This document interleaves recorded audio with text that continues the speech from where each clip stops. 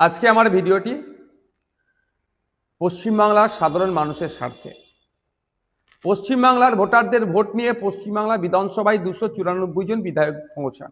তার মধ্যে কেউ স্পিকার হন, কেউ ডেপুটি স্পিকার হন, কেউ ক্যাবিনেটের মিনিস্টার হয়, কেউ বিরোধী দলের লিডার অফ অপোজিশন হয়, বা আমাদের মতো সাধারণ বিধায়ক হিসাবে আমরা যাই। কিন্তু আমরা সেখানে গিয়ে আমাদের পারফরমেন্স কি, আমরা কি আমাদের নির্বাচনী ক্ষেত্রের জন্য বলছি, আমাদের নির্বাচনী ক্ষেত্রের সমস্যাগুলি কি কি, সেইগুলো কি আমরা উত্থাপন করছি? যদি করে থাকি ভালো কথা, আর না করলে তাহলে বিধায়ককে প্রশ্নের সম্মুখীন হতে হবে। এই প্রশ্নের সম্মুখীন কিভাবে আপনারা করবেন বা বিধায়করা কিভাবে হবে, যদি সাধারণ মানুষই না জানতে পারে, তাদের বিধায়ক পশ্চিমবাংলা বিধানসভাতে গিয়ে যেখানে আইন তৈরি হয়, যেখানে আইনের সংশোধনী হয়, যেখানে কোশ্চেন উত্তরের পর্ব থাকে, যেখানে মেনশন পর্ব থাকে, যেখানে 0 আওয়ার বলে একটা সময় থাকে, সেই এতে এইগুলো ইউটিলাইজ করছে কি করছে না, না মাসের শেষে 1,21,000 সামথিং টাকা নিয়ে বাড়ি চলে আসছে, এটা তো দেখা দরকার। সেই জন্যই বলবো, আমিও দাবি তুলছি, পশ্চিমবাংলার সাধারণ মানুষের কাছে অনুরোধ, আমার দাবি তুলুন, মুখ্যমন্ত্রী স্পিকার স্যারের কাছে দাবি তুলুন যে অবিলম্বে পশ্চিমবাংলায় লাইভ টেলিকাস্টের ব্যবস্থা করতে হবে অ্যাসেম্বলি হাউসে। সরাসরি লাইভ যেটাকে বলা হয় সম্প্রচারের ব্যবস্থা করতে হবে পশ্চিমবাংলা বিধানসভা থেকে।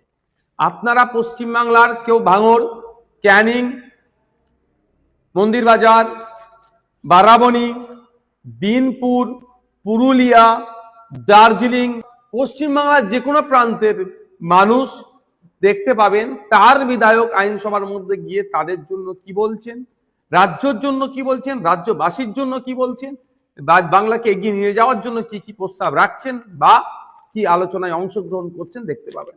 আমরা দেখছি তো বড় বড় করে কথা বলছে বাইরে, কিন্তু আইনসভার মধ্যে ঢুকে তার কোনো কথা নাই। ফেক এসটি/এসসি সার্টিফিকেটের জন্য কোনো কথা বলছে না। ওবিসি সার্টিফিকেট নিয়ে সংখ্যালঘু মুসলিম সমাজকে যে বঞ্চনার শিকার হতে হচ্ছে, এ নিয়ে কোনো কথা বলছে না। এরকম শিক্ষা ব্যবস্থা নিয়ে কোনো কথা নাই।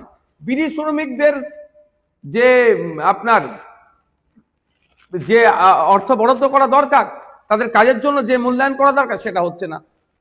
চা শ্রমিকদের জন্য কোনো কথা নাই, দর্জি শ্রমিকদের জন্য কোনো কথা নাই, জরি শ্রমিকদের জন্য কোনো কথা নাই, পরিযায়ী শ্রমিক তথা রাজমিস্ত্রি, কাঠের মিস্ত্রি, ছুতোর মিস্ত্রি, রং মিস্ত্রি, যেগুলো যা আছে তাদের জন্য কোনো কথা নাই। স্কুল বন্ধ হয়ে যাচ্ছে, কোনো কথা নাই। আর বাইরে অনেক কথা গল্প শোনাচ্ছে, এগুলো সরাসরি দেখা দরকার। সেই জন্যই সাধারণ মানুষকে বলবো, আপনারা দাবি তুলুন। কারণ আমরা জানি সুপ্রিম কোর্ট, দেশের সর্বোচ্চ বিচারালয় সুপ্রিম কোর্টেও লাইভ চলছে, কলকাতা হাইকোর্টে লাইভ চলছে, বিভিন্ন জায়গা